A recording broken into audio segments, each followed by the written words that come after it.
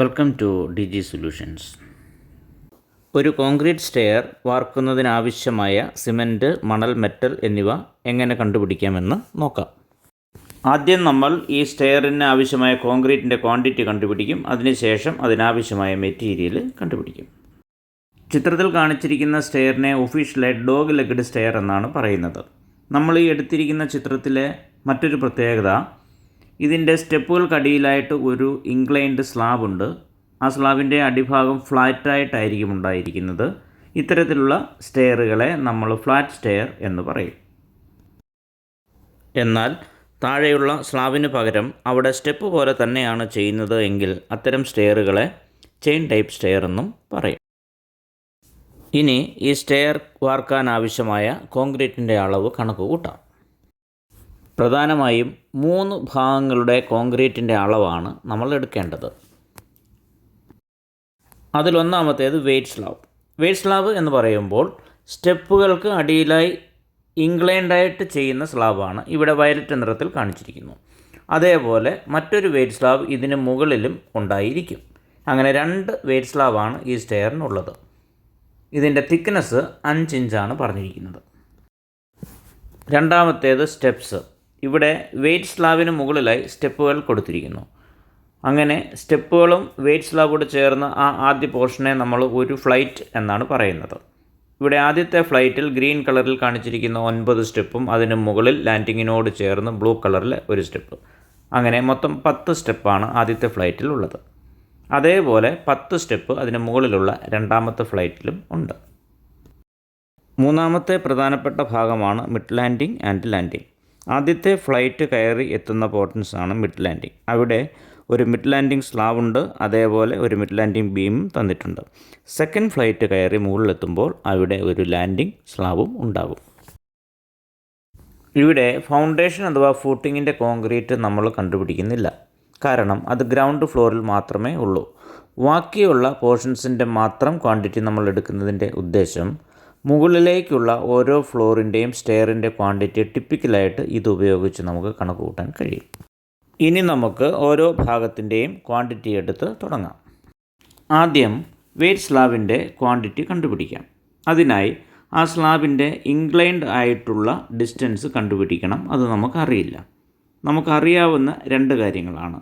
ഒന്ന്, അതിൻ്റെ ഹൊറിസോണ്ടലായിട്ടുള്ള ഡിസ്റ്റൻസ് അഥവാ സ്റ്റെയറിൻ്റെ റണ്ണ് 90 ഇഞ്ച് ആണ് എന്ന് പറഞ്ഞിട്ടുണ്ട്. ഈ 90 ഇഞ്ച് എങ്ങനെ കിട്ടി എന്ന് വെച്ചാൽ, ഇവിടെ ആകെ 9 സ്റ്റെപ്പാണ് പരിഗണിക്കേണ്ടത്. അതിൽ ഒരു സ്റ്റെപ്പിൻ്റെ വീതി അഥവാ ട്രെഡ് 10 ഇഞ്ചാണ്.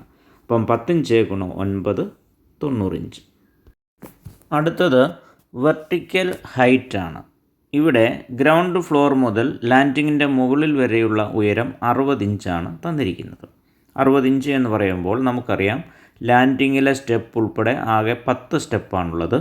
ഒരു സ്റ്റെപ്പിൻ്റെ പൊക്കം അഥവാ റൈസർ എന്ന് പറയുന്നത് ഇവിടെ 6 ഇഞ്ചാണ്. അപ്പോൾ 6 ഇഞ്ച് ഗുണം 10 60 ഇഞ്ച്. ഇതിൽ നിന്നും ലാൻഡിംഗ് സ്ലാബിൻ്റെ തിക്നെസ് കുറച്ച് അതിന് അടിവശം വരെയുള്ള ഉയരം കണ്ടുപിടിക്കുക. അതായത് ഇവിടെ ലാൻഡിംഗ് സ്ലാബിൻ്റെ തിക്നെസ് 5 ഇഞ്ചാണ്. അപ്പോൾ 60 - 5 = 55 ഇഞ്ച് ആയിരിക്കും ഇവിടെ വെർട്ടിക്കൽ ഹൈറ്റായിട്ട് പരിഗണിക്കേണ്ടത്. ഇപ്പോൾ നമുക്ക് ഒരു ട്രയാങ്കിൾ ഫോം ചെയ്തു. അതിൻ്റെ ഹൊറിസോണ്ടൽ ഡിസ്റ്റൻസ് 90 ഇഞ്ച് എന്നും വെർട്ടിക്കൽ ഡിസ്റ്റൻസ് 55 ഇഞ്ച് എന്നും കിട്ടി. അതിൻ്റെ ഹൈപ്പോട്ടനസ് ആണല്ലോ ഇൻക്ലൈൻഡ് ആയിട്ട് വരുന്ന ഫ്ലൈറ്റ് സ്ലാബ്. അതിൻ്റെ ലെങ്ത് നമുക്ക് പൈതഗോറസ് തിയറം അപ്ലൈ ചെയ്ത് കണ്ടുപിടിക്കും. അതായത് ലെങ്ത് L = √90² + 55². അത് നമുക്ക് 105 ഇഞ്ച് എന്ന് കിട്ടും. ഇവിടെ സ്ലാബിൻ്റെ വിഡ്ത്ത് എന്ന് പറയുന്നത് സ്റ്റെപ്പിൻ്റെ വീതി ആയിരിക്കും. അത് 36 ഇഞ്ച് അഥവാ 3 അടിയാണ് ഇവിടെ തന്നിട്ടുള്ളത്. വെയ്റ്റ് സ്ലാബിൻ്റെ തിക്നെസ് ഇവിടെ 5 ഇഞ്ചാണ് എന്ന് പറഞ്ഞിട്ടുണ്ട്. ഇതിൽ നിന്നും നമുക്ക് വെയ്റ്റ് സ്ലാബിൻ്റെ കോൺക്രീറ്റിൻ്റെ വോളിയം കണ്ടുപിടിക്കാം. വോളിയം V = 105 ഇഞ്ച് ഗുണം 36 ഇഞ്ച് ഗുണം 5 ഇഞ്ച്. ഇവിടെ 3 അളവുകളും ഇഞ്ചിലായതിനാൽ ഇതിനെ ക്യൂബിക് അടി അഥവാ CFTയിലേക്ക് മാറ്റാൻ 1728 കൊണ്ട് ഹരിക്കുക. അപ്പോൾ നമുക്ക് 10.94 CFT എന്ന് കിട്ടും. ഇതേപോലെ മുകളിൽ മറ്റൊരു വെയ്റ്റ് സ്ലാബ് കൂടി ഉള്ളതിനാൽ ഇതിനെ 2 കൊണ്ട് ഗുണിച്ചാൽ വെയ്റ്റ് സ്ലാബിൻ്റെ ആകെ വോളിയം കിട്ടും. അതായത് 21.88 CFT എന്ന് കിട്ടും. അപ്പോൾ വോളിയം ഓഫ് വെയ്റ്റ് സ്ലാബ് കിട്ടി. ഇനി നമുക്ക് സ്റ്റെപ്സിൻ്റെ കോൺക്രീറ്റിൻ്റെ അളവ് കണ്ടുപിടിക്കാം. ഇവിടെ സ്റ്റെപ്പുകളുടെ ഫേസ് ട്രയാങ്കിൾ രൂപത്തിലാണല്ലോ. അതിൻ്റെ വിഡ്ത്ത് B എന്ന് പറയുന്നത് ട്രെഡാണ്, അത് 10 ഇഞ്ചാണ്. അതുപോലെ ഹൈറ്റ് H എന്ന് പറയുന്നത് റൈസറാണ്, അത് 6 ഇഞ്ചാണ്. അതുപോലെ ഇതിൻ്റെ ലെങ്ത് എന്ന് പറയുന്നത്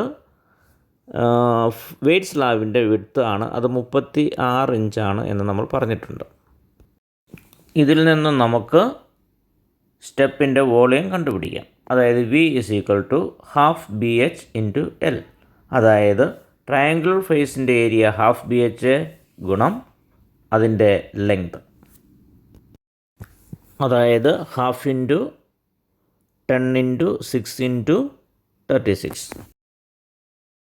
ഇവിടെയും 3 അളവുകളും ഇഞ്ചിലായതിനാൽ അതിനെ CFTയിലേക്ക് മാറ്റാൻ 1728 കൊണ്ട് ഹരിക്കുക.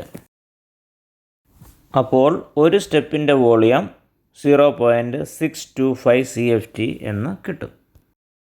ഇവിടെ ആദ്യത്തെ ഫ്ലൈറ്റിൽ 9 സ്റ്റെപ്പുകളുണ്ട്. 10ാമത്തെ സ്റ്റെപ്പ് ലാൻഡിങ്ങിൻ്റെ കൂടെയാണ്, അതിവിടെ പരിഗണിക്കേണ്ട. രണ്ടാമത്തെ ഫ്ലൈറ്റിലും ഇതേപോലെ 9 സ്റ്റെപ്പുകളുണ്ട്. അപ്പോൾ 9 + 9 ആകെ 18 സ്റ്റെപ്പുകളുണ്ട്. അപ്പോൾ ഒരു സ്റ്റെപ്പിൻ്റെ വോളിയത്തിനെ 18 കൊണ്ട് മൾട്ടിപ്ലൈ ചെയ്യുക. 0.625 × 18 നമുക്ക് 11.25 CFT എന്ന് കിട്ടും. ഇപ്പോൾ നമുക്ക് വോളിയം ഓഫ് സ്റ്റെപ്പ് 11.25 എന്നും കിട്ടി. ഇനി നമുക്ക് ലാൻഡിങ്ങിൻ്റെ ക്വാണ്ടിറ്റി കണ്ടുപിടിക്കണം. ഇനി മിഡ് ലാൻഡിങ് നോക്കാം. അതിൻ്റെ നീളം പ്ലാനിൽ നിന്ന് കണ്ടുപിടിക്കാം. അതായത് 2 ഫ്ലൈറ്റിൻ്റെ വീതി കൂട്ടണം. അതോടൊപ്പം ആ 2 ഫ്ലൈറ്റുകൾക്കിടയിലുള്ള അകലം ഒരു 4 ഇഞ്ച് തന്നിട്ടുണ്ട്, അതുകൂടി കൂട്ടണം. അപ്പോൾ 36 ഇഞ്ച് + 36 ഇഞ്ച് + 4 ഇഞ്ച് സമം 76 ഇഞ്ച് എന്ന് കിട്ടും. അതേപോലെ മിഡ് ലാൻഡിങ്ങിൻ്റെ വീതി ഫ്ലൈറ്റിൻ്റെ വീതി തന്നെയാണ്, 36 ഇഞ്ചാണ്. അതുപോലെ അതിൻ്റെ കനം 5 ഇഞ്ചും ആണ്. അപ്പോൾ വോളിയം എങ്ങനെ കണ്ടുപിടിക്കാം? V = 76 ഇഞ്ച് ഗുണം 36 ഇഞ്ച് ഗുണം 5 ഇഞ്ച് ഭാഗം 1728. അപ്പോൾ നമുക്ക് 7.92 CFT എന്ന് കിട്ടും. ഈ മിഡ് ലാൻഡിങ്ങിൻ്റെ അതേ അളവ് തന്നെയാണ് മുകളിലുള്ള ലാൻഡിങ്ങിനും. അപ്പോൾ അതിനെ 2 കൊണ്ട് മൾട്ടിപ്ലൈ ചെയ്യുക. അപ്പോൾ നമുക്ക് 15.84 CFT എന്ന് കിട്ടും. ഇനി മിഡ് ലാൻഡിംഗ് ബീമിൻ്റെ കോൺക്രീറ്റിൻ്റെ അളവ് കൂടി കണ്ടുപിടിച്ച് ലാൻഡിങ്ങിൻ്റെ കൂടെ കൂട്ടുക. ഇവിടെ ബീമിൻ്റെ നീളം എന്ന് പറയുന്നത് ലാൻഡിങ്ങിൻ്റെ അതേ നീളമാണ്, അതായത് 76 ഇഞ്ച്. ബീമിൻ്റെ സൈസ് വിഡ്ത്ത് B = 9 ഇഞ്ച് എന്നും ഹൈറ്റ് 14 ഇഞ്ച് എന്നും തന്നിട്ടുണ്ട്. അപ്പോൾ ബീമിൻ്റെ വോളിയം V = 76 ഇഞ്ച് ഗുണം 9 ഇഞ്ച് ഗുണം 14 ഇഞ്ച് ഭാഗം 1728. നമുക്ക് 5.54 CFT എന്ന് കിട്ടും. അപ്പോൾ ബീമിൻ്റെ വോളിയം കൂടി ലാൻഡിങ്ങിൻ്റെ വോളിയത്തിൻ്റെ കൂടെ കൂട്ടുമ്പോൾ 15.84 അധികം 5.54 സമം 21.38 CFT എന്ന് കിട്ടും. ഈ 3 അളവുകൾ കൂടി കൂട്ടുമ്പോൾ നമുക്ക് സ്റ്റെയറിൻ്റെ ആകെ കോൺക്രീറ്റിൻ്റെ വോളിയം കിട്ടും. ഇതിനെ വെറ്റ് വോളിയം എന്നാണ് പറയുന്നത്.